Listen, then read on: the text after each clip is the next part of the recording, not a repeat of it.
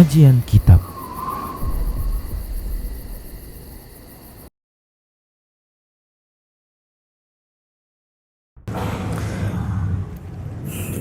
Bismillahirrahmanirrahim. Assalamualaikum warahmatullahi wabarakatuh. Innal hamdalillah nahmaduhu wa nasta'inuhu wa nastaghfiruh wa na'udzu billahi min shururi anfusina wa sayyiati a'malina. May yahdihillahu fahuwal muhtad wa may yudlil falan tajida lahu waliyyan mursyida. Asyhadu an la ilaha illallah wahdahu la syarika lah wa asyhadu anna Muhammadan 'abduhu wa rasuluhu alladzi la nabiyya ba'dah. Wa qala Allah subhanahu wa ta'ala, ya ayyuhalladzina amanu taqullaha haqqa tuqatih wa la tamutunna illa wa antum muslimun. Ya ayyuhalladzina amanu taqullaha wa qulu qawlan sadida yuslih lakum a'malakum wa yaghfir lakum dhunubakum wa may yuti'illaha wa rasulahu faqad faza fawzan 'azima.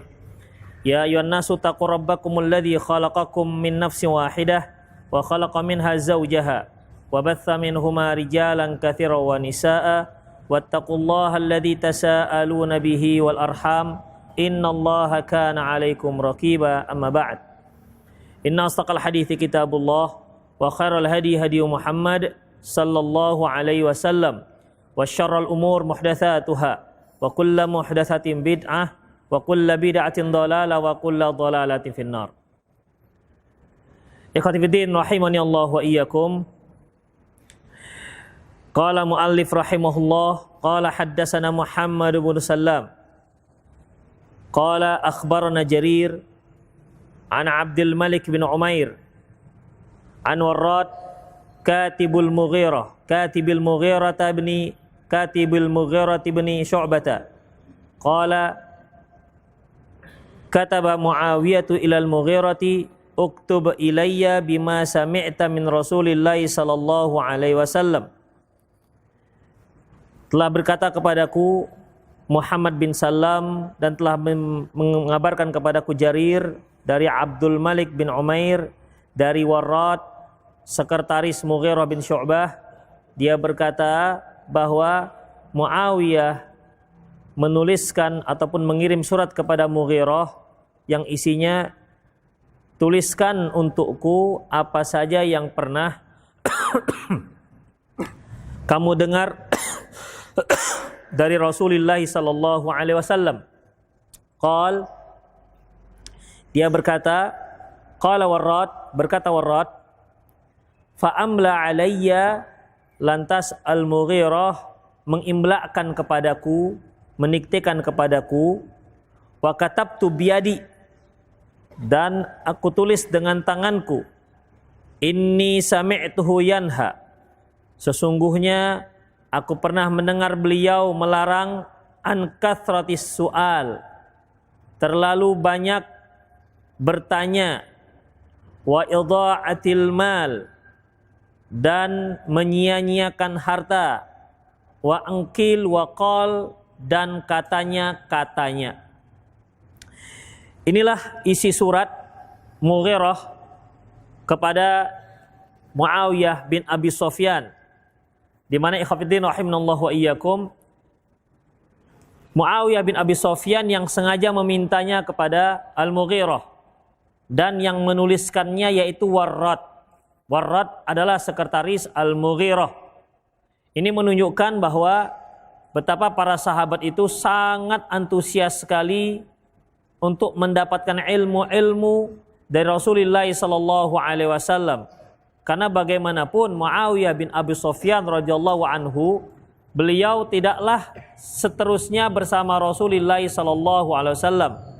Ada waktu-waktu yang beliau tidak bersama Rasulullah. Berarti ada ucapan ataupun sabda Rasulullah sallallahu alaihi wasallam yang didengar oleh sahabat yang lain tapi tak didengar oleh Muawiyah. Dan kali ini Muawiyah bin Abi Sufyan meminta Mughirah supaya menuliskan apa yang pernah didengar oleh Mughirah yang tidak didengar oleh Muawiyah bin Abi Sufyan. Demikian juga Muawiyah bin Abi Sufyan pernah menuliskan surat kepada Aisyah radhiyallahu anha. Isinya sama, yaitu minta tolong supaya menuliskan hadis-hadis yang pernah didengar oleh Aisyah radhiyallahu anha. Tentunya terutama hadis-hadis di saat Rasulullah sallallahu alaihi wasallam bersama Aisyah di rumah. Makanya kalau kita lihat perkara-perkara internal rumah tangga Rasulullah sallallahu alaihi wasallam itu banyak diriwayatkan oleh Aisyah radhiyallahu anha.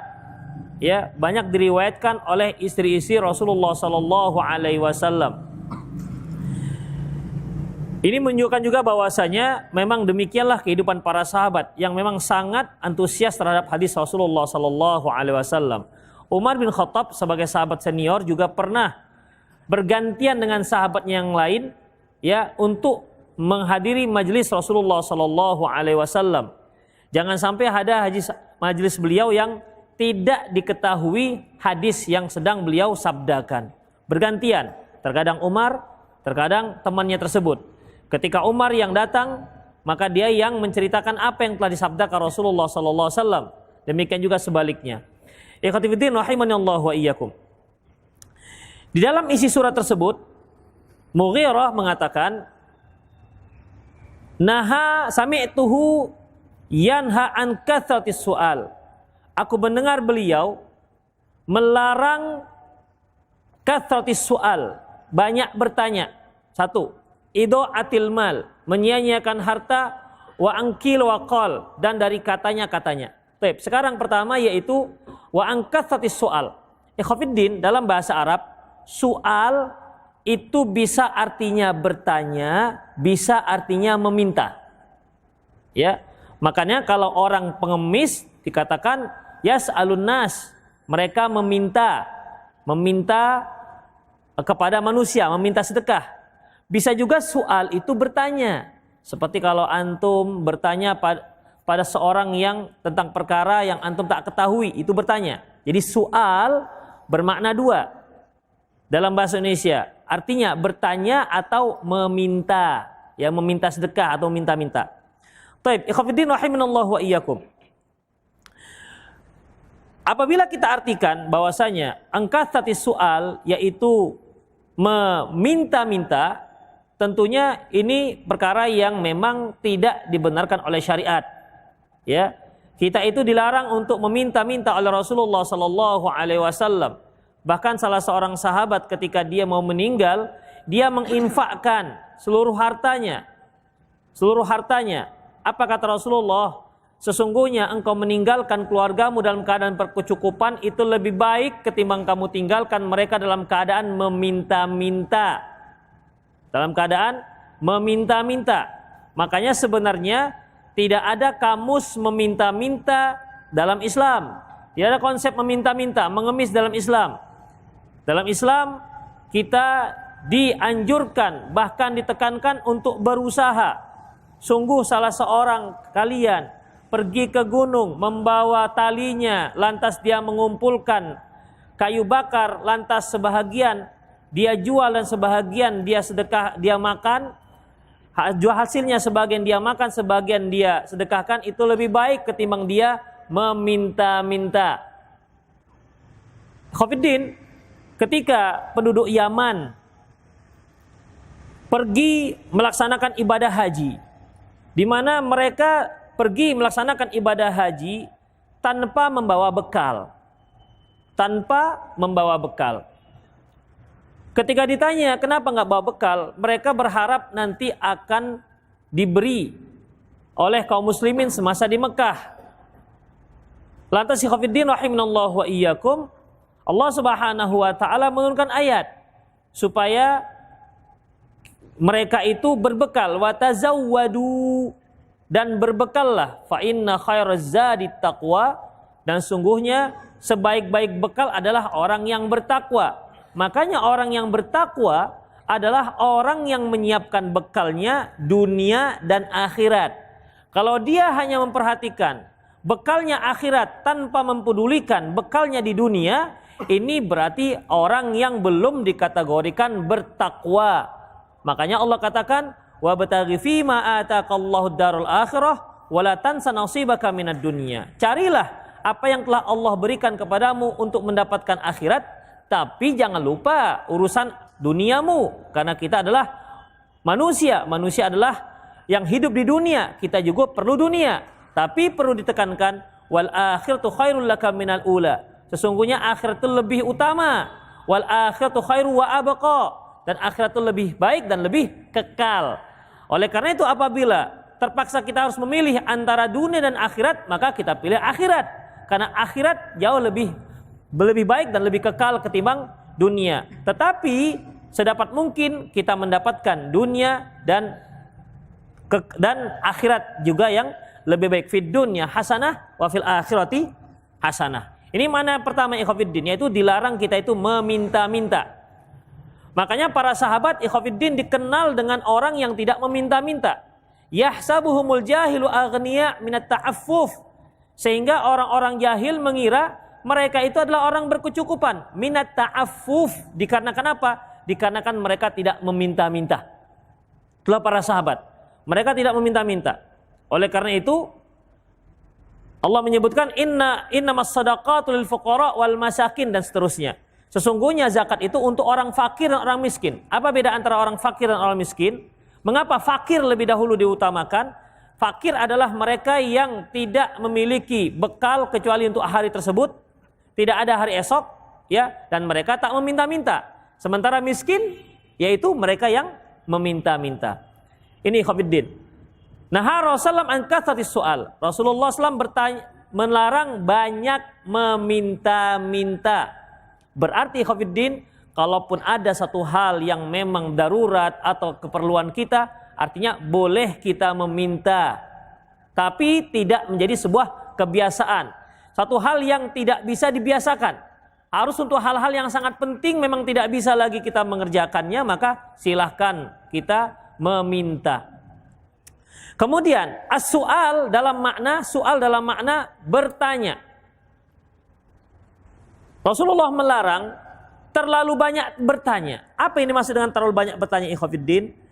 Para ulama memberikan beberapa pentafsiran larangan terlalu banyak bertanya. Pertama, ikhwafiddin, su'alu ulama fil masail al-awisah la tanfa'ul muslimin. Bertanya kepada seorang ulama, bertanya hal-hal yang tak penting. Ya, bertanya hal-hal yang tak penting. Tak penting dunianya dan tak penting juga untuk akhiratnya. Misalnya apa? Ada yang bisa memberikan contoh pertanyaan tak penting? Belum. Berapa skor tadi malam? Pertanyaan tak penting. Ustadz tanya, kemarin setan merah lawan apa? Berapa skornya Ustadz? Tuh suruh keluar aja dari majelis. Gak penting ikhwafiddin. Kenapa ikhwafiddin? Jahluhu la yadur wa ilmuhu la yanfa'. Kita nggak tahu, nggak akan membahayakan kehidupan kita. Kita paham, kita tahu, tidak akan bermanfaat. Itu ikhwafiddin. Ini termasuk pertanyaan yang tidak ada manfaat sama sekali. Ya, tidak ada manfaat sama sekali. Karena apa? Tidak ada manfaat untuk dunia dan tidak ada manfaat untuk akhirat. Cobalah ketika antum mengetahui berapa skor tadi malam misalnya, pertandingan sepak bola World Cup misalnya. Apa faedahnya? Gaji antum nggak naik, juga antum nggak semakin kenyang, nggak tahu juga nggak masalah. Tapi kadang-kadang karena sejawatnya memang orang-orang candu bola, rasanya kalau nggak tahu skor tadi malam, apa kata dunia? Itu ikhwafiddin. Apalagi orang-orang yang memang pencandu sinetron, mak-mak pencandu sinetron, ketika bertemu, dia menceritakan yang mereka sama-sama lihat tadi malam. Kemarin hampir dapat, akan tetapi pas sama-sama lihat. Iya. Kemudian bercerita tentang itu di majelis mereka, pantang tak top. Semua ingin menyebutkan apa yang telah mereka lihat. Ini ikhwafiddin, diskusi yang tak ada manfaat sama sekali. Kemarin anak mudanya, kemarin si fulannya gimana? Jadi nggak ketemu dengan mantan suaminya, begitu. Pancira sinetron. Ya, ini pertanyaan tak ada manfaat. Apalagi tanya pada ustadz, masya Allah. Kecuali ustadznya juga nengok. Ustadz sinetron berarti. Kemudian ikhwafiddin, as-su'al 'anil masail lati yandurukuha aw yastahil. atau dilarang bertanya tentang masalah-masalah yang jarang terjadi atau mungkin mustahil. Seperti Khofiddin, pertanyaan seandainya lah, ini jarang ini, seandainya saya pergi ke ruang angkasa mau sholat, tuh kiblatnya kemana? Misalnya begitu.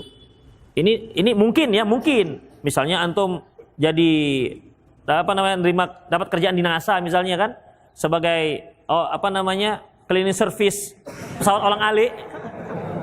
Kan lumayan. Cleaning service pesawat olang-alik. Ketika di sana kan mungkin. Tapi yang nggak mungkin itu, Ustadz, bagaimana seandainya lah ini Ka'bah pindah ke Bekasi misalnya, ya, atau ke Padang Bola misalnya, itu gimana kiblat kita, Ustadz? Kan bisa saja dipindah. Ini kan satu hal yang mustahil. Makanya pertanyaan-pertanyaan seperti ini, Khofiddin, itu pertanyaan yang langka dan tak penting, ya, dan tak penting.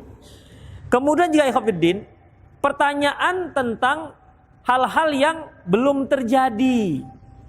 Ya, belum terjadi. Ustadz, seandainya saya punya istri 4, satu aja belum laku. Pertanyaan, seandainya saya punya istri 4, Ustadz, bagaimana gini, bagaimana cara supaya bersikap adil segala macam. Sudahlah, Dek, tenang saja, tunggu laku dulu 1 begitu. Itu Khofiddin. Jadi tidak perlu dijawab. Ini pertanyaan-pertanyaan yang sebenarnya belum terjadi. Umar bin Khattab pernah ditanya dengan satu permasalahan. Kata Umar bin Khattab, tunggu dia terjadi. Apakah dia terjadi? Belum. Tunggu dia terjadi dulu, baru nanti kamu tanya. Itu Khofiddin. Ini termasuk pertanyaan-pertanyaan yang tidak perlu ditanyakan.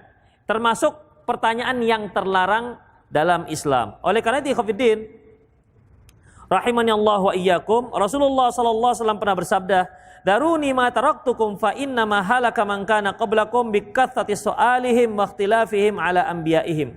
Biarkanlah aku, apa yang aku biarkan, apa yang aku tinggalkan, ya, apa yang enggak aku sebut-sebut, udah biarkan saja, enggak usah ditanya-tanya.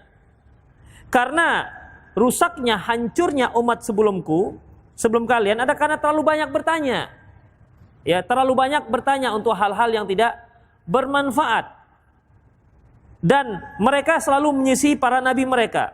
Fama amartukum bihi fin syai' fa'tu minhu mastata'tum. Apa yang kuperintahkan, laksanakan sesanggup kalian. Wa ma nahaitukum anhu fantahu. Dan apa yang aku larang, maka berhentilah. Itu Khofiddin. Jadi tidak usah terlalu banyak bertanya. Apalagi yang terkait dalam Al-Qur'an. Kalau Allah Subhanahu wa taala tidak menyebutkan hal tersebut dalam Al-Qur'an, tidak menyebutkan rinciannya, berarti tak penting untuk dirinci. Seperti yang sering kita singgung, Allah Subhanahu wa taala menyebutkan tentang kisah Ashabul Kahfi dan anjingnya. Allah tak sebut anjingnya itu jenis herder kah, jenis serigala kah, anjing pendek kah, panjang kah, enggak disebutkan Khofiddin. Tandanya enggak perlu. Demikian juga enggak disebutkan warnanya hitam kah, kuning kah, putih kah. Apakah lidahnya juga terjulur-julur kah? Namanya anjing, ya, yang anjing tetap saya anjing. Dan tidak perlu ditanya-tanyakan seperti itu Khofiddin. Ya. Baik. Ashabul Kahfi, mereka tinggal di gua selama 350 tahun. Gimana bentuk guanya, Ustadz? Itu berapa lebarnya dalamnya itu? 3x3 atau bagaimana? Terus ada ventilasinya enggak? Kok bisa mereka? Ya ilaha illallah.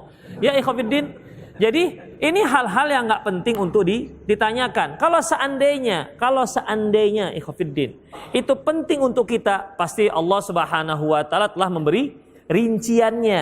Tapi karena nggak disebutkan rincian, tadinya nggak penting, makanya nggak usah ditanya.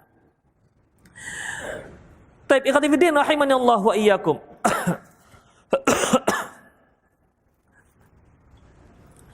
Banyak bertanya. Pertanyaan bukanlah suatu hal yang enggak dibolehkan. Tentu boleh. Ya, pada prinsipnya kita sangat dianjurkan untuk bertanya, terutama untuk hal-hal yang kita enggak tahu. Allah Subhanahu wa taala firman, "Fas'alu ahladzikri in kuntum la ta'lamun." Tanyalah orang yang tahu ketika engkau tidak mengetahuinya. Ya, sesuai dengan orang yang ahli dzikrinya.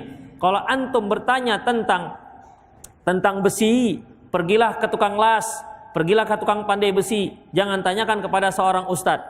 Dia pasti nggak akan tahu tentang masalah itu. Kalaupun tahu paling sedikit saja, sekedarnya saja.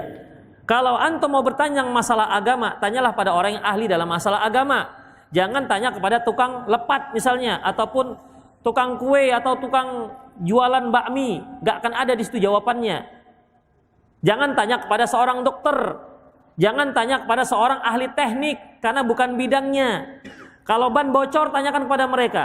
Tapi kalau masalah agama, tanyakan kepada orang yang memang pendidikannya khusus untuk itu.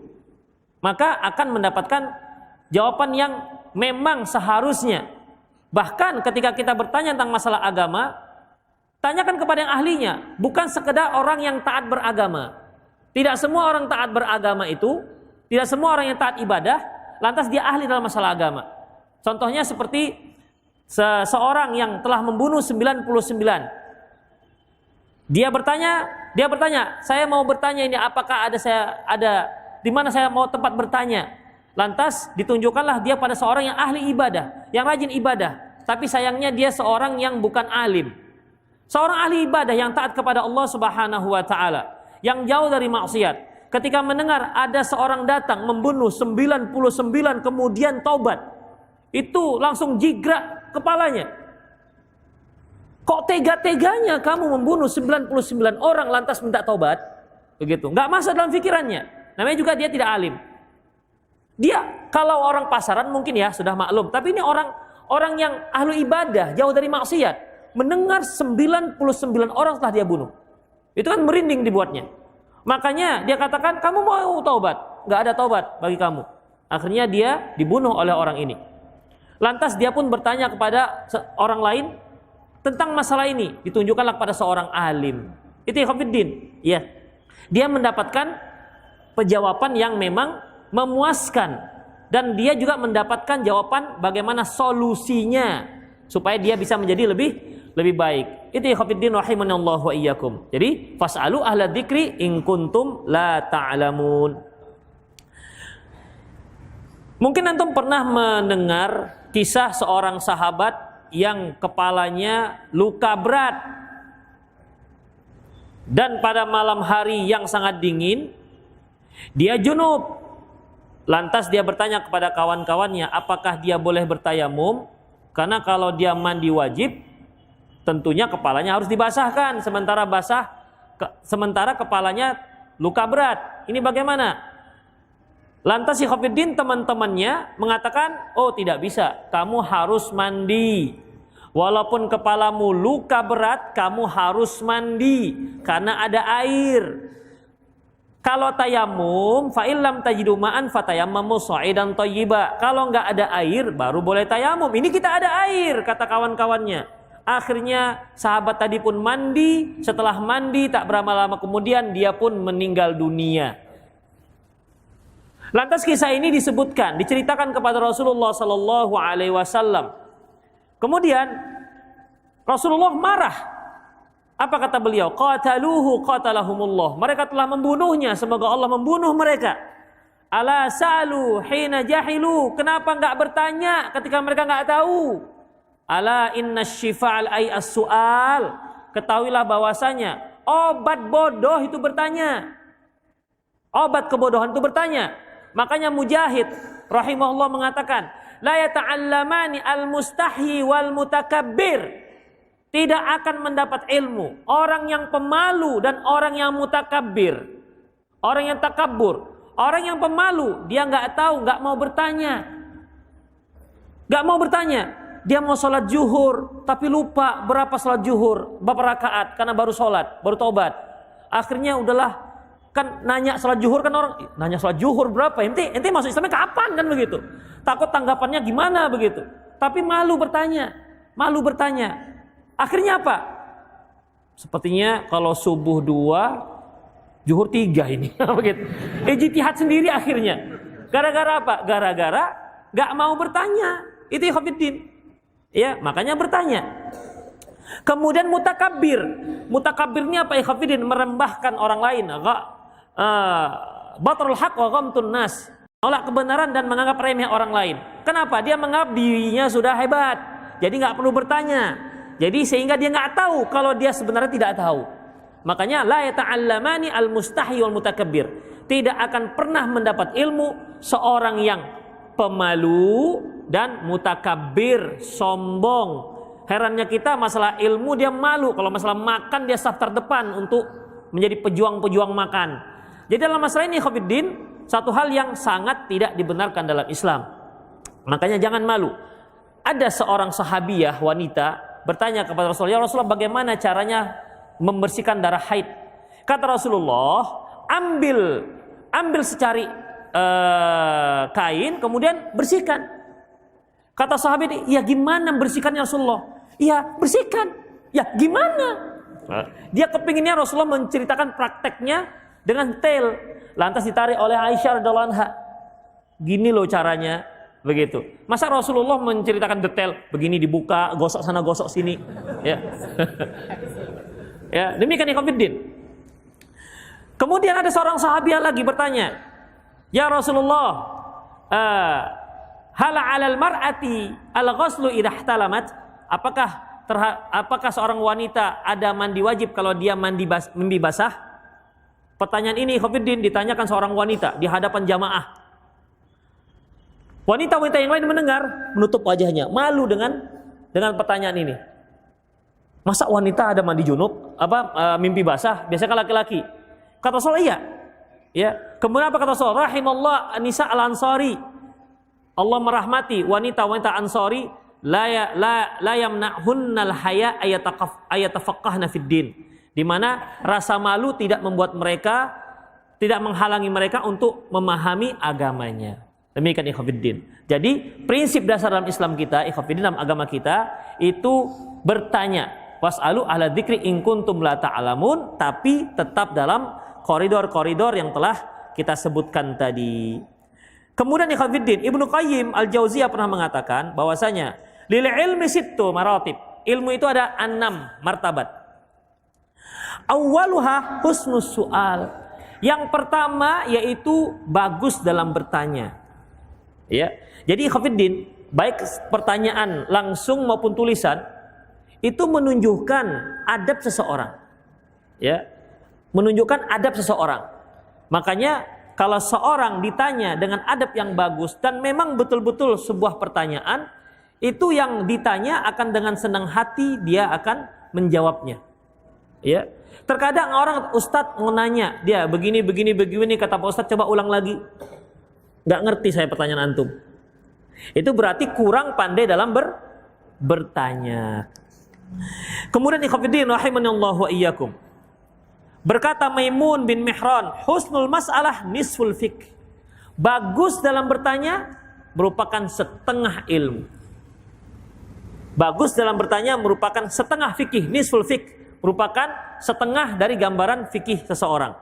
Malik bin Anas, qala Malik bin Anas, ja Ibnu Ijlan ila Zaid bin Aslam fa sa'alahu an syai'in fa khallata alaih. Berkata Malik bin Anas bahwasanya Ibnu Ijlan datang kepada Zaid bin Aslam, seorang sahabat, dan dia bertanya tentang satu permasalahan, tapi pertanyaannya kacau, nggak jelas pertanyaannya. Faqalahu Zaid, lantas Zaid bin Aslam berkata, idhab fata'allam kaifa tas'al thumma ta'al fas'al. Kalau begitu pulanglah dulu, belajar kamu bertanya, setelah pandai bertanya, datang lagi dan silahkan tanya. Itu dia. Jadi kalau antum nanti tanya Ustadz, nggak pandai nanya, antum silahkan pulang dulu, Sabtu depan datang lagi, silahkan nanya. Gitu ikhwatiddin. Jadi ini merupakan salah satu menunjukkan pertama adab seorang thalibul ilmi dan juga menunjukkan bagaimana fikih seseorang. Itulah ikhwatiddin rahimanallahu wa iyyakum. Baik, kemudian kita lanjutkan, ya. Kita lanjutkan yaitu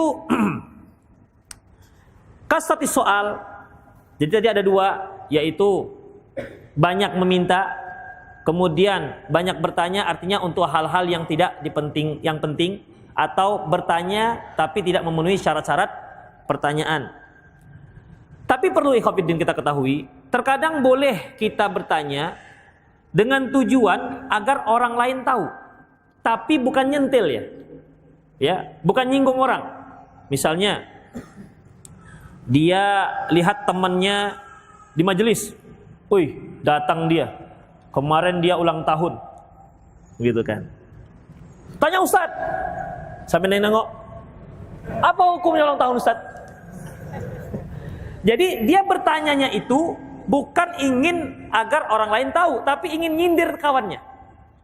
Kawannya merasa tersindir, saya Ustadz, tanya lagi. Tanyanya nyindir kawannya nanya tadi. Kasihan tuh Pak Ustadz. Jadi bemper. Jadi ikhwatiddin ada yang seperti ini. Ingat ikhwatiddin, nggak boleh kita bertanya dengan tujuan dengan niat ingin mempermalukan seseorang, ingin menyudutkan seorang. Tetapi kita boleh bertanya dengan tujuan agar yang lain tahu sesuatu yang dia nggak tahu. Seperti Jibril alaihissalam datang kepada Rasulullah sallallahu alaihi wasallam. Ya, Jibril bertanya, ya Muhammad akhbirni anil Islam. Ya Muhammad beritahukan aku tentang Islam. Setelah Rasulullah jawab, apa kata Jibril alaihissalam? Yaitu sadaqta, betul.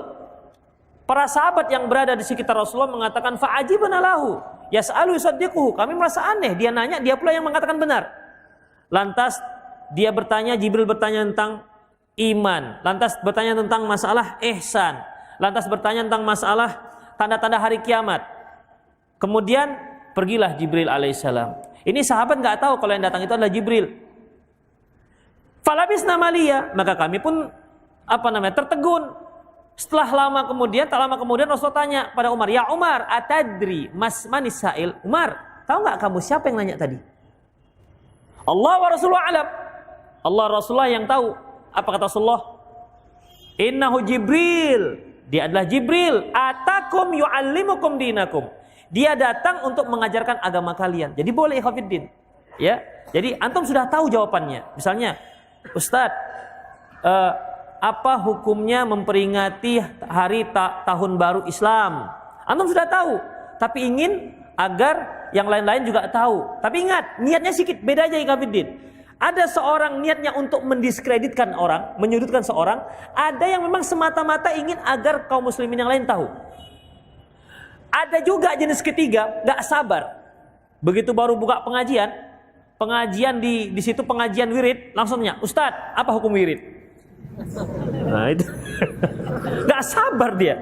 Makanya kadang-kadang ada pengajian-pengajian baru tempat orang-orang umum. Saya bilang pada ikhwah, antum gak usah datang lah. Kadang-kadang mereka tidak sabar. Ya tidak sabar. Maunya kalau bisa yang baru ngaji itu langsung sunnah total begitu. Gak bisa seperti itu. Ya, yang sudah lama-lama ngaji kepinginnya ini agar mereka tahu dulu. Niatnya bagus, tetapi ikhwatiddin tidak tepat pada waktunya. Ya, kadang-kadang saya jengkel juga sih dengan yang lama-lama ini. Udah jelas orangnya baru ngaji, nanyanya itu. Kan jengkel, kan nggak mungkin katakan bid'ah dolalah, bubar pengajian. Bubar pengajian jadinya ikhwatiddin gara-gara pertanyaan. Mau kita gimana caranya? Mau nggak mau ya seperti dihias-hiasi sedikit lah gitu nggak? Itu sebenarnya ya nggak ada sih sunnahnya. Begitulah jadinya ikhwatiddin. Dilembut-lembutkan. Padahal dalam hati, dan kok saya datang lagi kok ya. Dalam hati begitu.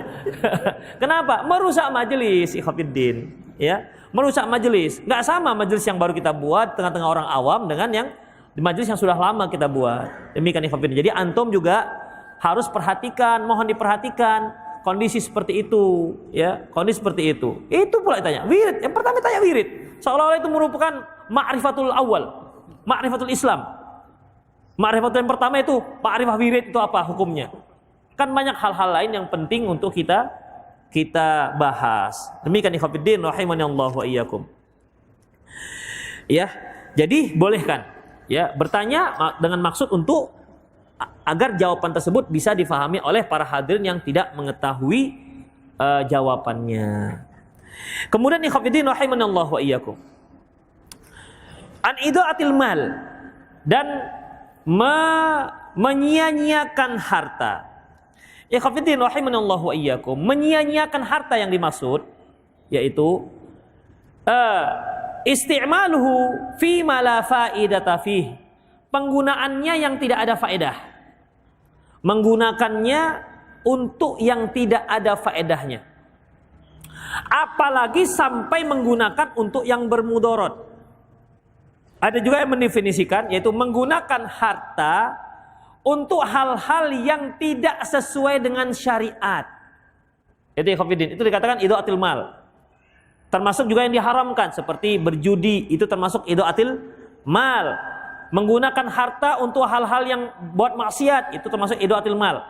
Dan untuk hal-hal yang tak penting, untuk perkara-perkara yang tak penting, seperti beli tiket 2 juta, 3 juta sampai 10 juta untuk apa? Untuk menyaksikan permainan bola misalnya.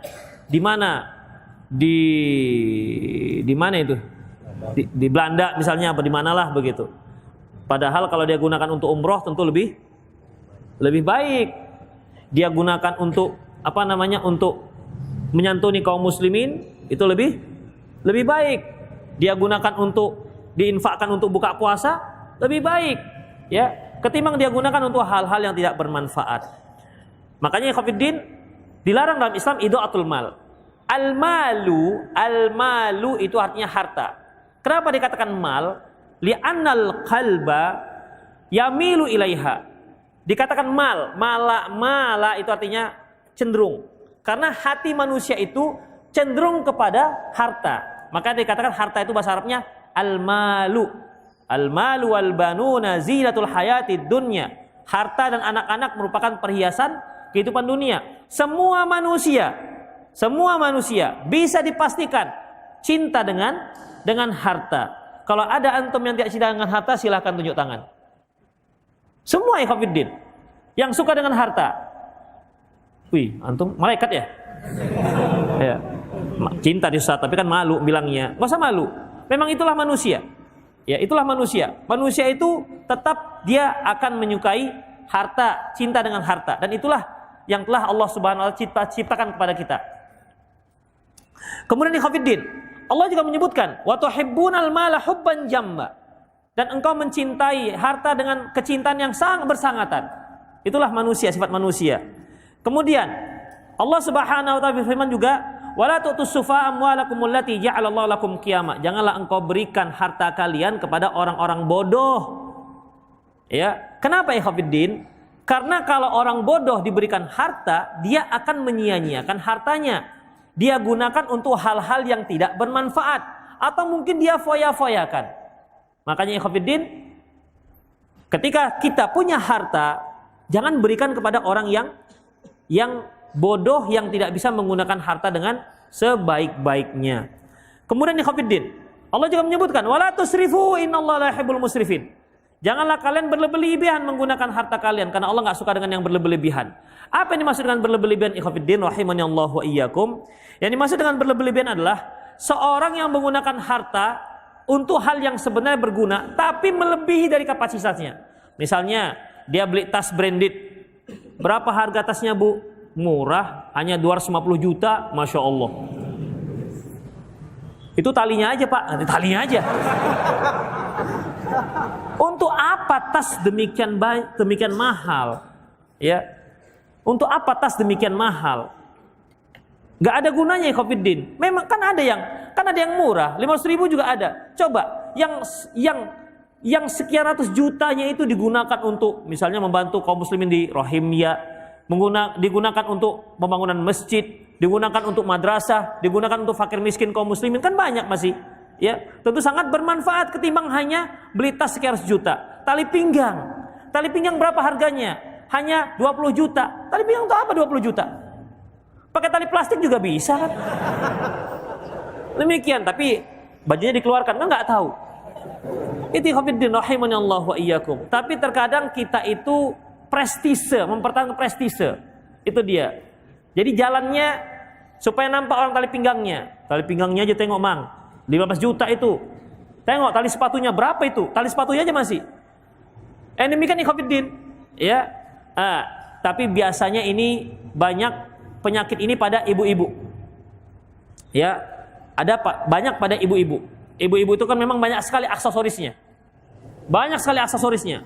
Makanya kalau kaum ibu-ibu cara berpakaiannya tidak dituntut oleh syar'i, maka banyak habis uang harta untuk memenuhi kebutuhan ibu-ibu.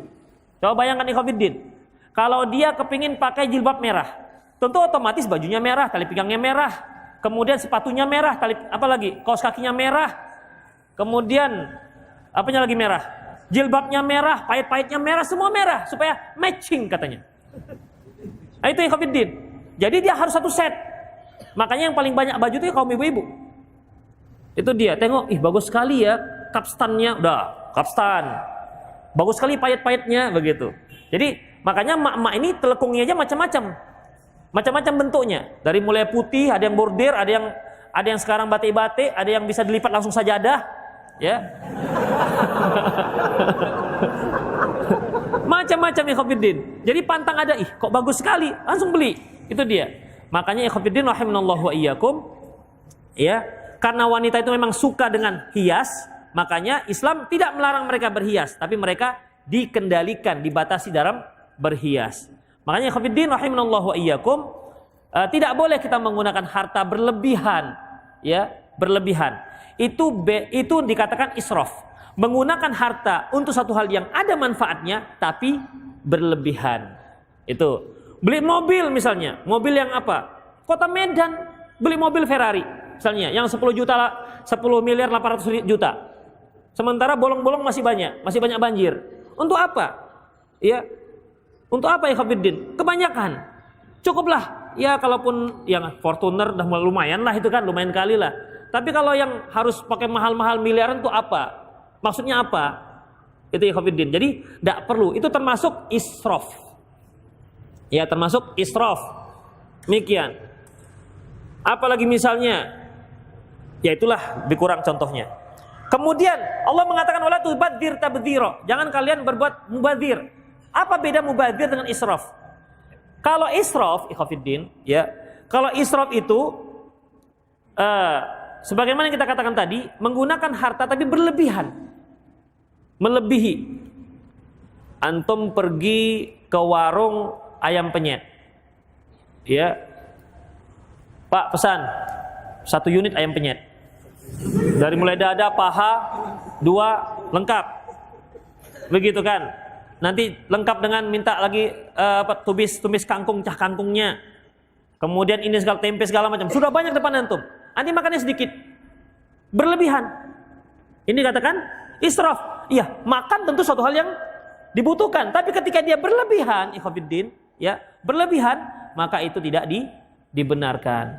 Atau antum pergi ke sebuah restoran yang luar biasa mahalnya, ya, luar biasa mahalnya. Kerupuk satu berapa? Kerupuk satu $10 misalnya. Untuk apa beli kerupuk seperti itu? Dari rumah saja bawa.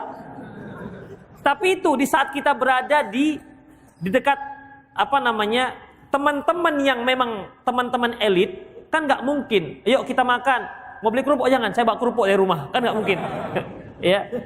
Tapi itu mempertahankan gengsi. Itu ya mempertahankan gengsi. Inilah tidak dibenarkan. Bukan nggak boleh, silahkan. Tapi kalau dia memang keterlaluan, itu tidak dibenarkan dalam Islam. Adapun yang dikatakan mubadzir, yaitu menggunakan harta yang menyalahi syar'i, ya, menyalahi syar'i. Fi ma la yanbaghi, yang nggak layak, termasuk hal-hal yang diharamkan. Kemudian ikhwatiddin rahimanallahu wa iyyakum. Oleh karena itu, Islam menyuruh kita untuk i'tidal dalam menggunakan harta. Tidak boros dan juga tidak pelit. Allah Subhanahu wa taala firman, yaitu walladzina idza anfaqu lam yusrifu wa lam yaqturu. Dan apabila seorang yang berinfak, menafkahkan, lam yusrifu wa lam yaqturu, tidak keterlaluan, wa lam yaqturu, dan juga tidak bakhil.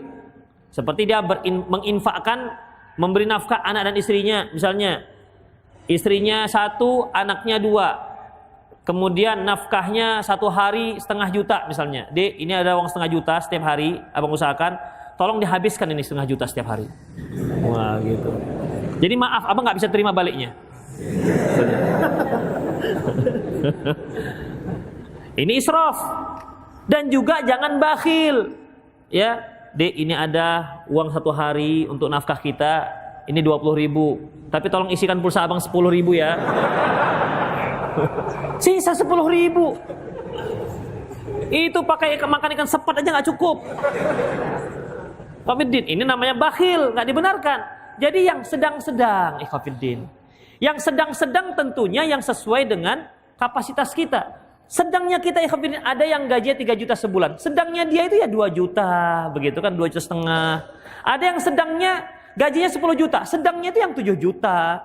Makanya ikhwatiddin, sebagaimana yang sering saya singgung, dunia ini bisa kita setel. Ya. Ketika gaji kita banyak, kita bisa makan rendang, makan yang sushi itu, yang makan yang ikan mentah itu. Ya. Iya, ikan mentah lebih mahal dibandingkan yang sudah digoreng. Tapi karena namanya sushi, jadi itu. Saya pernah masuk ke restoran, namanya aneh-aneh. Tea Titan, apa ini? Rupanya teh tarik. Jadi mahal dia. Masya Allah. Ada pernah juga beli dengan anak-anak es krim. Jadi es krim banana food fresh apalah begitu. Apa ini namanya? Rupanya es krim di atasnya taruh taruh pisang lilin itu loh. Tapi ada coklatnya. Jadi namanya es krim banana forest apalagi begitu. Jadi mahal gara-gara pakai bahasa Inggris. Itu ikhwatiddin rahimanallah wa iyyakum. Tapi karena kita itu sok-sok gengsi, nama Inggris semua. Itu ikhwatiddin. Jadi enggak usah lah, udah enggak apa-apa, yang penting yang sederhana saja.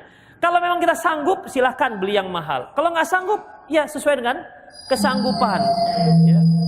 Disesuaikan dengan kesanggupan kita. Itulah ikhwatiddin rahimanallah wa iyyakum. Nggak bisa kita rumah, misalnya mobil, kita nggak bisa beli yang 0,5 miliar, beli yang 300 juta, nggak bisa 300 juta, yang 100 juta, nggak bisa yang 50 juta, nggak bisa 50 juta, harus naik sepeda motor. Naik sepeda motor yang mahal. Dari yang mungkin yang hanya 2,5 juta, kan ada yang second, yang Honda Grand itu, yang genting, ya kan agak genting itu Grand itu.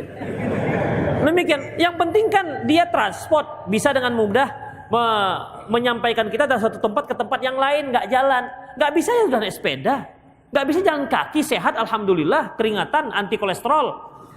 Ya, semuanya ada hikmah. Itu dunia mudah ya ikhwatiddin.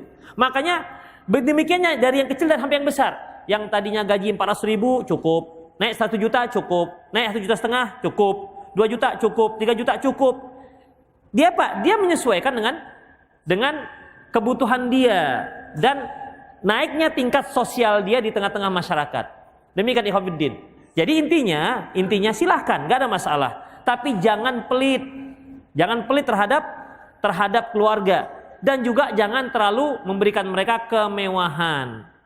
Dan juga jangan sampai terhadap keluarga terlalu berhitung, tapi dengan teman, masya Allah, traktir kawan, di mana, kemana mau pergi, ayo kita pergi makan ke Holiko misalnya, makan satu aja 100.000, ngan anak istri, ayo kita makan, ayo anak-anak makan, kita makan apa saja, tapi jangan lebih dari 10.000, kan kurang ajar namanya. Jadi ikhwatiddin, sementara kan mereka lebih berhak untuk itu semua. Makanya alladzina anfaqu lam yusrifu wa lam yaqturu. Mereka apabila berinfak, menafkahkan, lam yusrifu, tidak foya-foya, tidak mewah-mewah. Wa lam yaqturu, dan juga tidak bakhil. Kemudian ikhwatiddin rahimanallahu wa iyyakum, jadi itulah yang disebut dengan idaatil mal, tidak menyia-nyiakan harta. Artinya kita bersikap adil, bersikap pertengahan. Ya, bersikap pertengahan. Kemudian wa angkil wa qal, dan juga dari katanya. Ikhwatiddin, perhatikan. Apalagi dalam dunia media sosial yang luar biasa sekarang, ya, banyak tukang goreng sekarang dalam media sosial, sehingga perkara itu biasa-biasa saja menjadi luar biasa, ya. Banyak orang-orang yang memang cyber yang mereka sikap mereka untuk mengkobarkan, artinya sesuatu yang kecil dikobar-kobarkan menjadi besar, atau mengkuburkan sesuatu yang besar bagaimana supaya dikuburkan, ya. Itu media sosial punya kerja ikhwatiddin. Dah bisa memutarbalikkan berita. Makanya jangan diambil 100% dari media sosial. Jangan. Apa kata Rasulullah sallallahu alaihi wasallam? Kafa bil mar'i kadziban ayyuhadditsa bikulli ma sami'a. Cukuplah seorang itu pendusta kalau dia menyampaikan setiap apa yang dia dengar.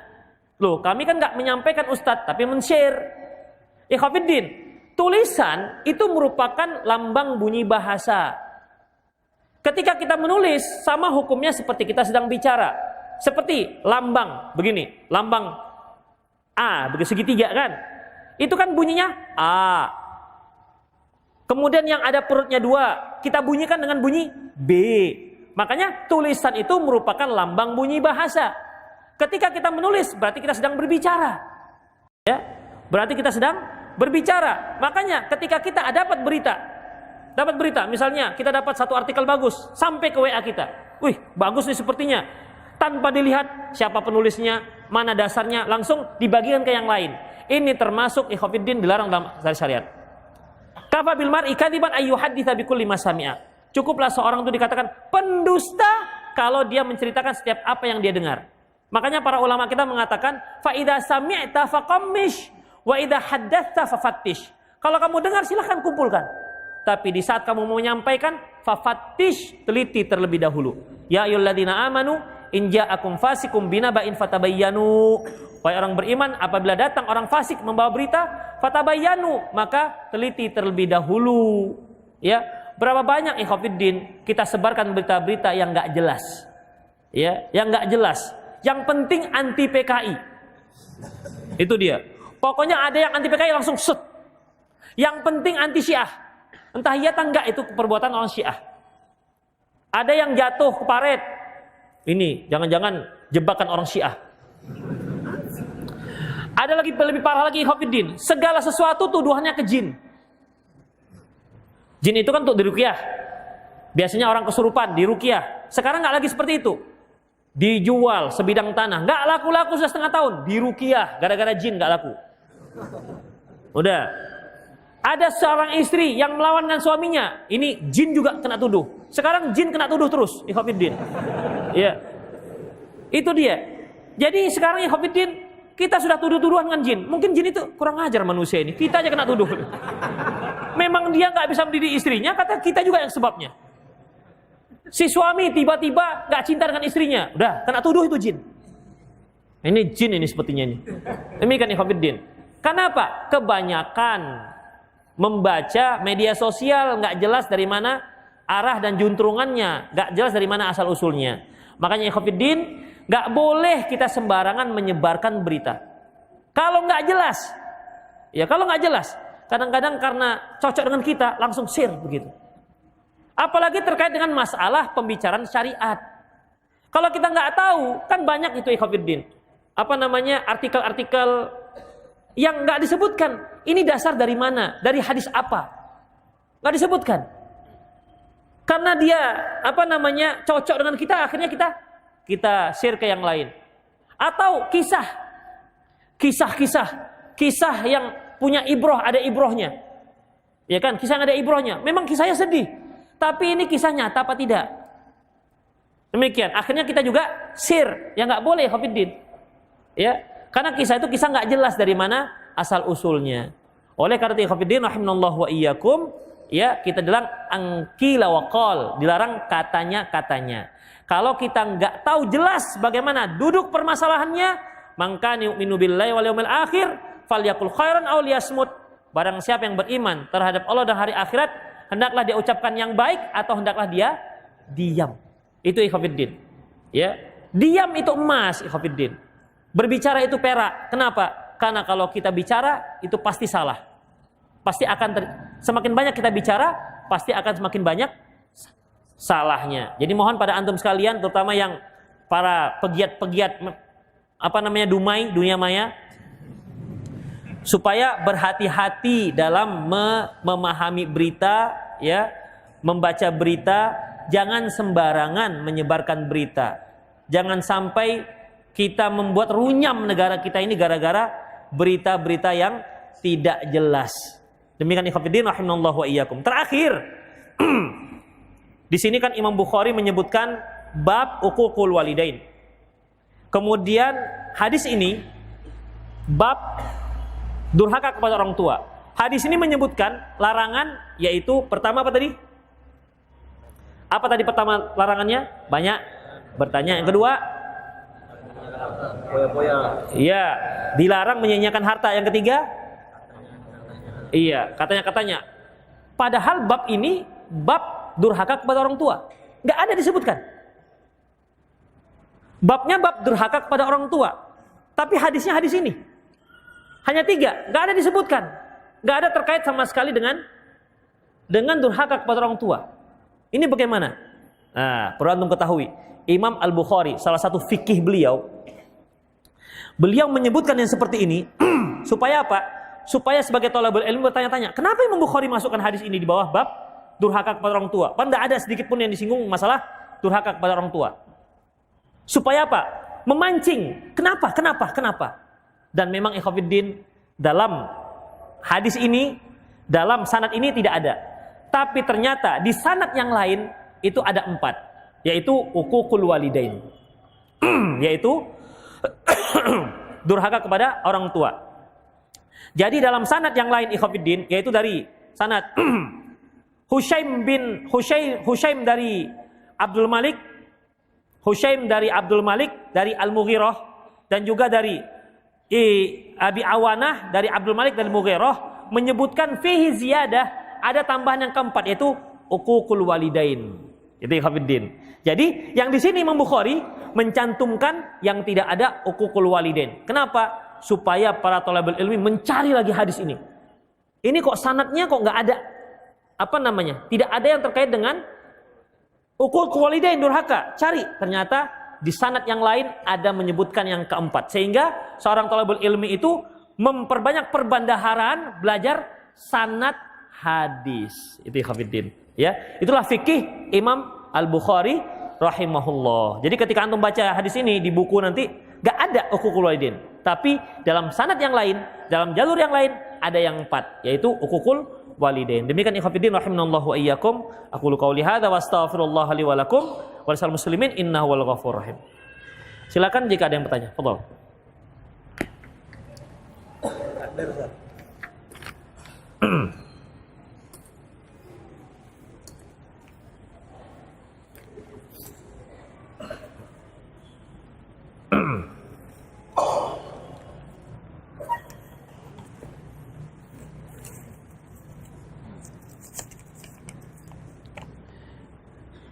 Bagaimana ijab kabul yang dilakukan Rasulullah? Soalnya kan di Indonesia kita melakukan dengan bahasa Indonesia, Ustadz, sementara Rasulullah.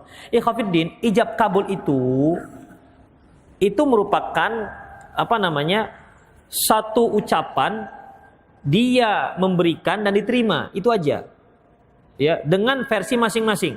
Kalau kita kan akadnya, aku nikahkan anak saya begini-begini dengan mahar, gitu kan? Kemudian aku terima nikah anak bapak sekian dan seterusnya. Itulah ijab kabul kita.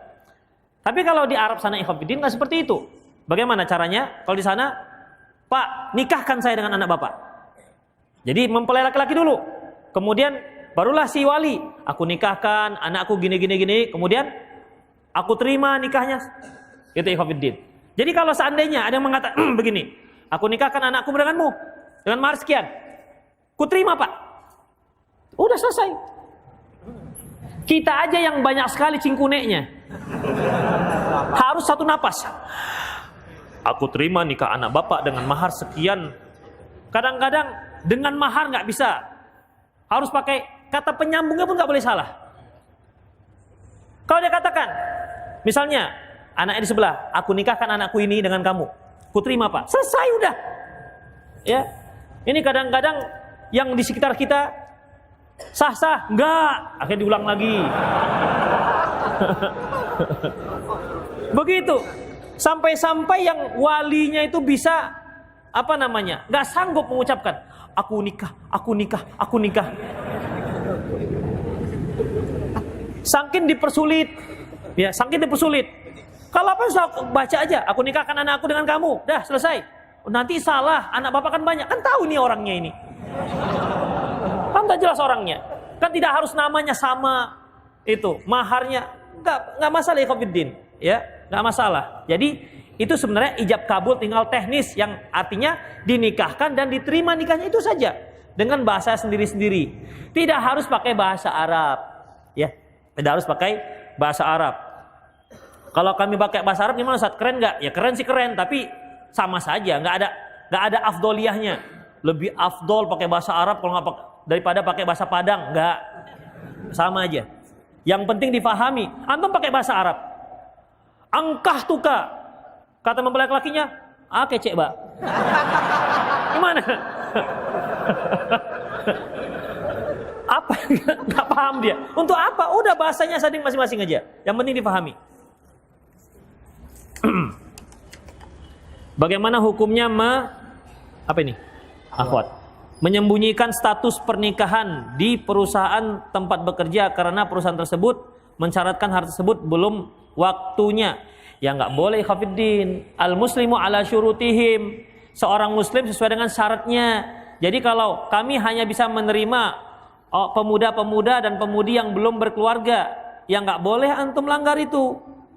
Kalau antum rahasiakan, berarti antum sedang mengkhianati perusahaan, nggak boleh. Berarti antum tidak memenuhi syarat. Ya silakan mundur, cari perusahaan yang bisa menerima antum yang sudah berkeluarga.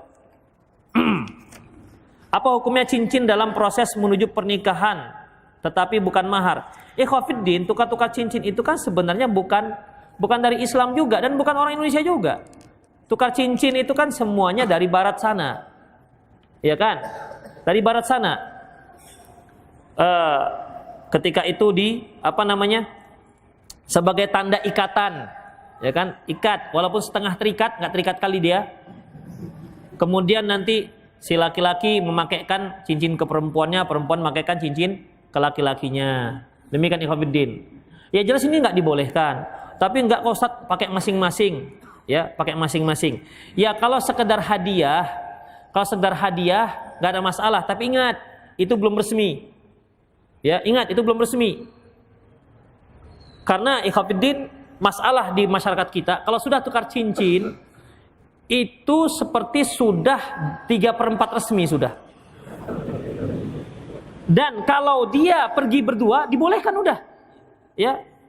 Dibolehkan sudah. Maka di masyarakat kita kalau ada akhwat-akhwat kita yang sudah cocok misalnya tinggal hari pernikahan, mereka mau mengurus mungkin di kuanya, udah pergi aja berdua. Disuruh pergi berdua sama orang tuanya. Oh nggak boleh lah, nggak marah. Kan udah mau calon aja, begitu. Nggak paham mereka. Padahal masih calon. Calon itu kan bukan istri. Calon itu bisa putus. Demikian ikhwafiddin.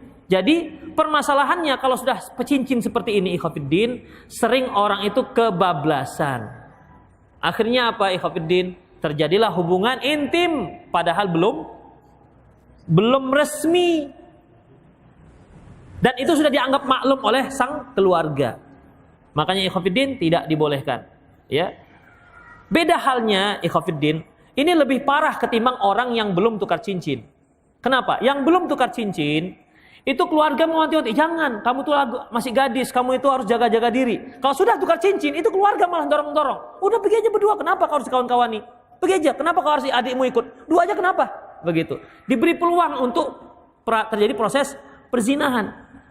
Itu ikhwafiddin rahimanallahu wa iyyakum. Makanya ya tidak ada seperti dalam Islam. Tapi kalau sekedar dia ini hadiah misalnya, gak ada masalah sekedar hadiah.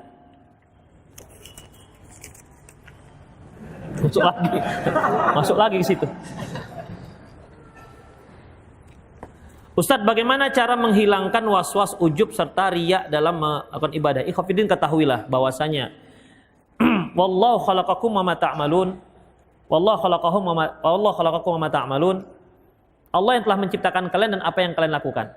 Jadi ketika kita beribadah, ketahuilah itu merupakan taufik dari Allah Subhanahu wa taala, petunjuk dari Allah Subhanahu wa taala.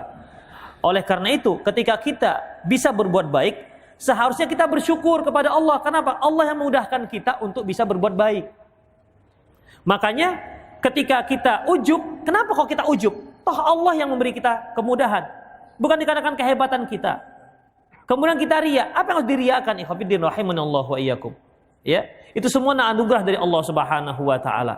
Semuanya anugerah dari Allah Subhanahu wa taala. Camkan itu baik-baik supaya bisa menghindari ujub dalam diri kita. Kalaupun ada ikhwafiddin muncul, namanya juga manusia, berusaha untuk menghilangkannya. Apakah termasuk pertanyaan tidak penting jika bertanya tentang seseorang? Enggak jelas. Bagaimana tanggapan Ustadz seorang mertua mendustakan menantu agar memisahkan keduanya suami istri? Ikhwafiddin, dahulu ya, kalau orang tua sudah menyuruh anaknya untuk pisah, maka pisah mereka. Seperti Nabi Ibrahim alaihissalam ketika dia berkunjung ke rumah anaknya Ismail, waktu itu Ismail tidak ada di rumah. Kemudian si istri menceritakan tentang keluh kesahnya. Lantas kata Nabi Ibrahim, nanti kalau datang Ismail katakan suruh dia tukar palang pintunya. Maksudnya tukar istrinya. Itu Khafiddin, artinya ceraikan. Jadi boleh. Tapi ingat, itu Nabi Ibrahim. Jangan antum posisikan diri antum seperti Ibrahim. Dia sangat paham mana yang benar dan mana yang salah. Kalau mertua, terkadang karena apa? Karena menantunya tidak bisa masak. Pisah sajalah. Masak menantu nggak bisa masak. Selama ini hanya bisa masak Indomie. Dengan masak air, itu pun sering gosong. Ceraikan. Ini nggak alasan. Masak itu bisa dididik seorang istri supaya bisa masak. Jadi kalau alasannya syar'i silahkan terima. Tapi kalau enggak, jangan. Ya, jangan. Seorang anak pun, ikhwafiddin, misalnya seorang ibu dia punya anak. Ya, anaknya ini laki-laki. Nggak suka si ibu nggak suka dengan pilihan anaknya misalnya, ya. Tapi akhirnya terima juga. Kemudian diteror anaknya, menantunya. Maka si suami harus pandai-pandai menimbang antara ibu dan istrinya. Ya, harus pandai-pandai menimbang antara ibu dan istrinya. Harus pandai mendamaikan antara ibu dan istrinya. Itu ikhwafiddin. Dan juga tidak cenderung kepada permintaan ibu, yang cenderungnya agar si anak menceraikan sang istri tanpa alasan yang benar. Jadi kalau alasan yang syar'i, seorang anak jangan terima alasan si ibu untuk menyuruh menceraikannya. Apakah hadis ini sahih, yaitu larangan minta diruqyah dan larangan memberi jasa untuk meruqyah seorang karena efek bisa menghilangkan kesempatan untuk masuk surga tanpa hisab? Ikhwafiddin, enggak dilarang. Hanya saja Rasulullah mengatakan 70.000 orang yang masuk surga dengan tanpa hisab. Di antaranya la yastarqun wa la yaqtawun wa ala rabbihim yatawakkalun. Mereka tidak minta ruqyah, tidak menggunakan pengobatan kei. Kei itu besi panas dilekatkan ke badan, dan mereka bertawakal kepada Allah. Bukan berarti nggak boleh, tapi sebaiknya nggak minta ruqyah. Sebaiknya kita meruqyah diri kita sendiri. Boleh tidak kita memberikan makan yang tidak termanfaatkan dari suatu acara ke panti asuhan anak yatim, sementara kita tidak bisa memperkirakan kehadiran tamu, takut? Ya, ikhwafiddin, nggak ada masalah. Ya, nggak ada masalah. Kalau berlebih, ya kan perhitungan atas lah kita buat, estimasi tak terduga, boleh, nggak ada masalah. Yang nggak boleh itu kalau dibuang. Yang nggak boleh kalau dibuang. Antum kumpulnya lebih, misalnya diperkirakan antum beli nasi kotak misalnya 500 orang, ternyata yang datang cuma 50 orang. Sisa berapa lagi? Hampir 50 kotak. Ini bagaimana ini? Nggak akan mungkin dimakan semua. Muntah. Akhirnya apa? Udah kita kasih ke panti asuhan, ke tetangga, silakan. Ya, silahkan, gak ada masalah, karena makanannya masih bagus. Tapi jangan pula antum katakan, Pak, Bu, ini maaf, ini lebih sisa nasi kami, daripada kami buang, mendingan kami kasih ke ibu bapak. Jangan begitu juga mukadimahnya. Ya, tidak boleh kita memberikan sesuatu kemudian diikuti dengan menyakitkan hati. Itu nggak dibolehkan. La tubtilu shadaqatikum bil manni wal adza. Apa ayatnya, lupa saya. Ustaz, kita tidak boleh memakan tulang talangkan. Kalau makan tulang rawannya boleh. Tulang. Oh, Ustaz, kita tidak boleh makan tulang kan? Itu dia. Kalau makan tulang rawannya boleh tidak? Siapa bilang antum nggak boleh makan tulang? Ya, boleh makan tulang. Kalau tulangnya lembut, bebek presto misalnya, antum bisa kunyah-kunyah tulangnya, silakan, gak ada masalah. Oh, tapi Ustaz, tulang kan untuk jin. Iya, walaupun antum sudah kunyah-kunyah tuh tulang, tetap tulang dia. Antum baca bismillah, nanti jin itu akan mendapatkan daging yang tidak kalah banyak dari daging antum makan. Itu ikhwafiddin. Bukan enak kali itu, kan ada tulang-tulangnya itu memang lembut dia. Terutama kalau tulang-tulang ayam yang ujung-ujungnya itu enak dimut-mut. Itu dia. Jangan, aduh kasihan ini, jin ini. Tulang. Makan aja nggak apa-apa. Makan aja. Selama tulang itu lembut, sikat. Iya. Sisanya baru untuk jin.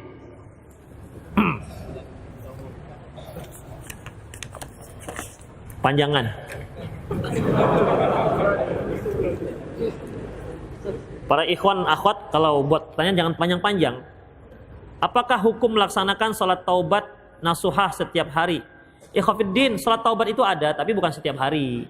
Ketika kita bertaubat dalam melakukan satu buat maksiat, memang taubat nasuhah, disitulah kita melakukan sholat taubat. Kan taubat itu kan setiap hari, istighfar ya setiap hari. Tapi yang namanya taubat nasuhah, kan itu untuk dosa-dosa yang memang khusus dia.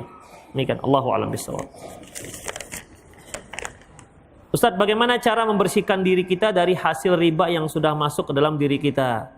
Banyak-banyak istighfar, ya. Fa in tubtum falakum ru'usu amwalikum la tadlimu wa la tudlamun. Kalau kalian tobat ya sudah, ambil pokok uang kalian, tidak terzalimi dan tidak menzalimi. Tidak terzalimi artinya uang kalian enggak kurang, tidak menzalimi juga tidak mengambil ribanya. Jadi ambillah pokoknya. Sudah, yang sudah dermakan ya sudah, istighfar pada Allah Subhanahu wa taala, jangan diulangi lagi. Insyaallah Allah akan ampuni. Ustadz, saya baru menjual rumah pribadi saya, apakah saya harus mengeluarkan zakat untuk itu dan bagaimana perhitungannya? Ikhwafiddin,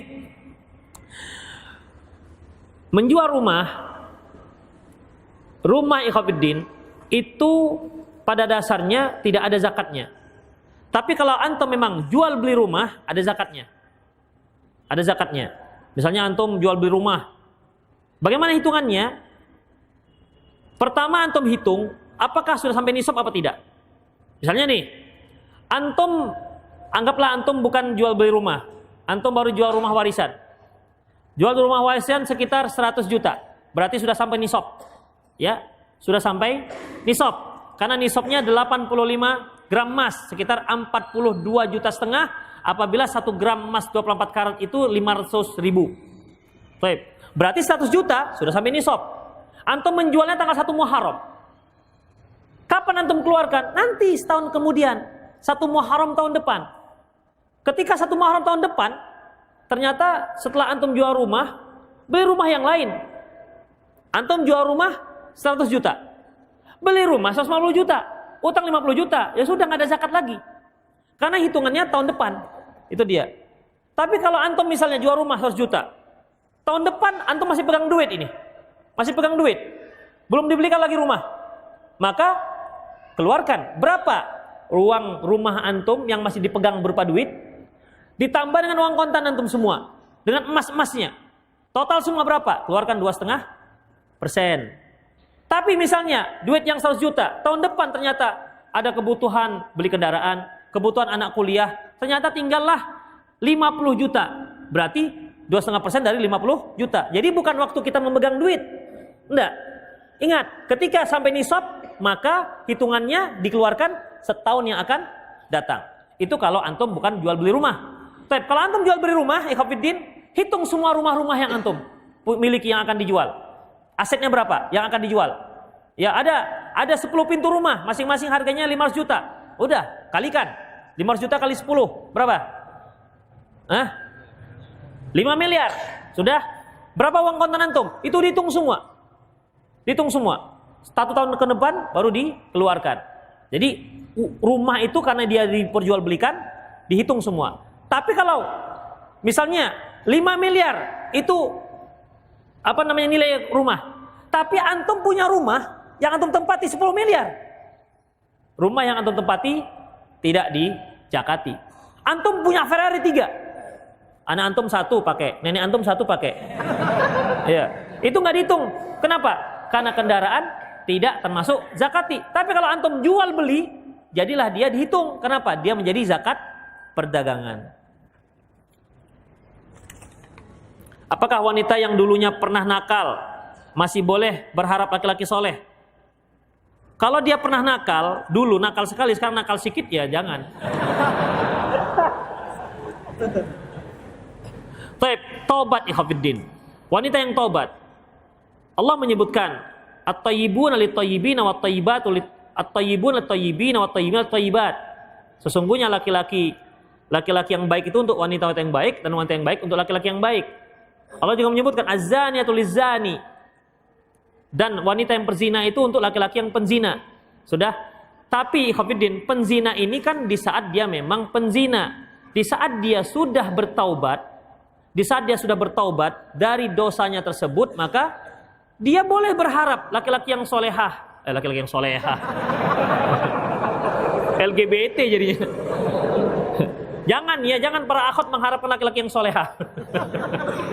Dia boleh mengharapkan laki-laki yang soleh, boleh, ya, untuk membimbing dia supaya jangan lagi terjerumus ke lembah hitam yang sebelumnya. Boleh, berharaplah.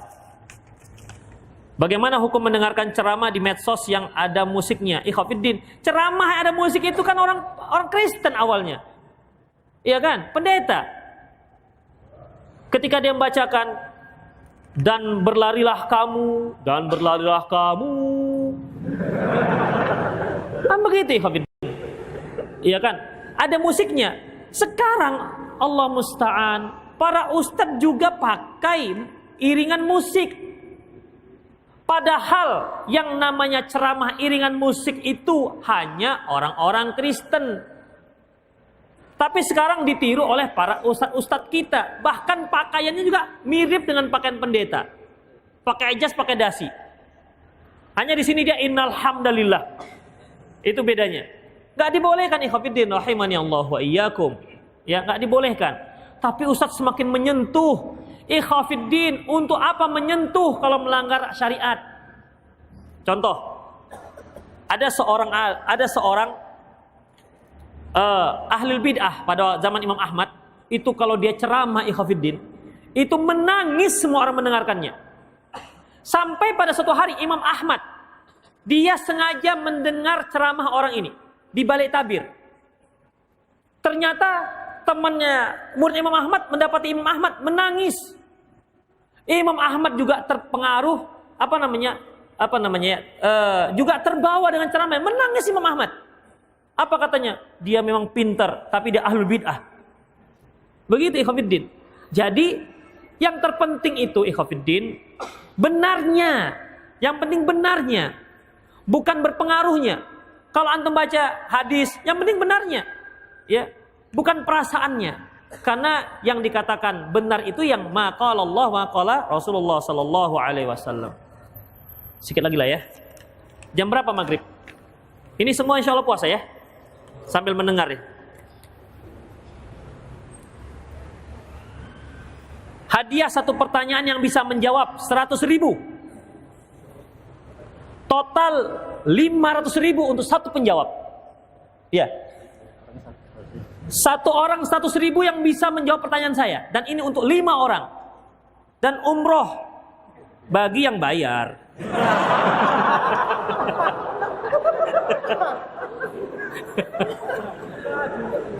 Iya, Masya Allah. Baik. Ini ikhwan akhwat ya. Berarti walaitadzakaru kal unsa. Gak sama laki-laki dengan perempuan. Tetap laki-laki dapat jatah lebih banyak.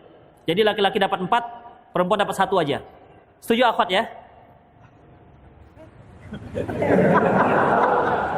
Rasulullah katakan as-sukutu alamatur ridha. Kalau wanita itu diam, tandanya rela dia. Itu dia. Makanya kalau ada anak gadis tanya, mau nak dengan dia? Kalau si gadisnya mengatakan diam aja, berarti dia mau. Itu dia. Ibnu Hazm mengatakan kalau dia diam berarti sah. Tapi kalau dia katakan, pas sekali pak, mantap tuh, berarti nggak boleh katanya. Kata Ibnu Hazm. Tapi ini pendapat yang salah. Taib. 5 menit lagi. Taib, ikhwafiddin. Ini untuk hadiah 100.000. Berarti 3 laki-laki 2 perempuan. Taib, saya minta 1 orang tunjuk tangan dulu. Cepat. Ya, 1. Tegak. 100.000 nih, harus tegak. Ya, nggak usah lemas tutupnya. Ya. Sebutkan yang dimaksud beberapa makna dari banyak bertanya yang tidak dibolehkan dalam syariat. Ada 3. Sebutkan. Mana 100.000? Biar semangat.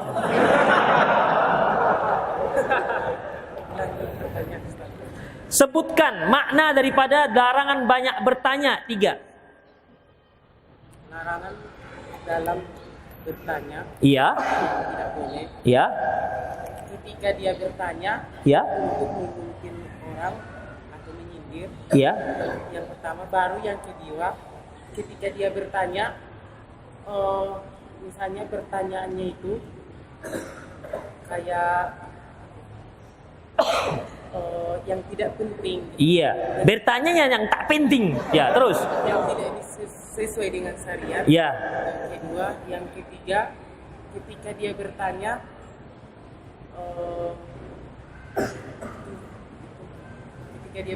misalnya, tapi menyakitkan.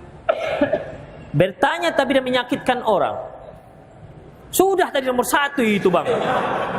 Kok betul. Ayo. Alah, tak apalah, Masya Allah. Ya, nggak mau untuk saya. Ya. Jazakallah khairan. Satu lagi, yuk, naik. Yang sana, ujung.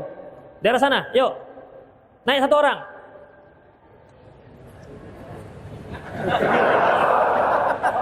Ayo. 1 orang naik. Ya Allah, sini. Ayo. Gak ada. Ini kalau nggak ada yang menjawab untuk saya. Ayo, 1 orang. Mau sana kok. Ayo. 1 orang. Nggak apa-apa, salah nggak apa-apa, ya Allah. Ayo, mau adzan ini. Bacul. Yuk sini. Ya, naik. Coba sebutkan makna daripada qil wa qal. Maksudnya qila wa qal. Jelaskan apa yang dikatakan qila wa qal ini. Gak usah pakai alhamdulillah. Langsung aja. Yuk. Tadi kan disebutkan dilarang an qila wa qal, katanya-katanya. Coba jelaskan gimana.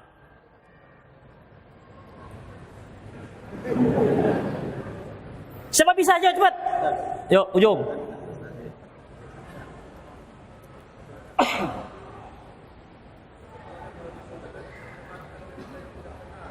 Ya.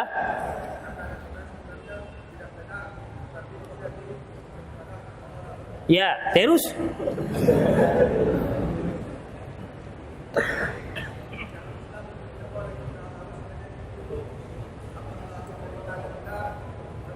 Iya, fadhol. Antum datang ke depan. Yuk, nomor 3. Cepat tunjuk tangan, bisa pilih. Mana yang agak ganteng sedikit gitu kan. Oh, ini. Nggak ada yang ganteng. Coba itu. Yuk. Iya. Naik. Iya dong. Bukan itu yang hijau. Yang hijau. Ya. Pertanyaannya apa ya? Sebutkan yang dimaksud dengan israf. Tadi kan ada israf, ada badir ya. Ya. Ya.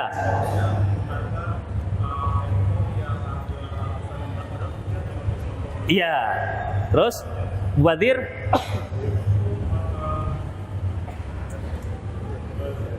Udahlah, kasih aja lah dah. Tinggal 2 untuk akhwat. Akhwat gimana cara jawabnya ini? Akhwat gimana jawabnya? Hah? Apa? Udah mau azan, jadi nggak jadi nih? Hah? Iya, udah mau azan, jadi nggak jadi Khofiddin. Jadi afwan akhwat, karena sudah waktu nggak cukup, jadi ini ditarik lagi oleh panitia. Demikian Khofiddin, rahimanallahu wa iyyakum. Ini gimana teknisnya? Ya demikian, aku qouli hadza wa astaghfirullah li wa lakum. Wassalamu muslimin innahu wal ghafur.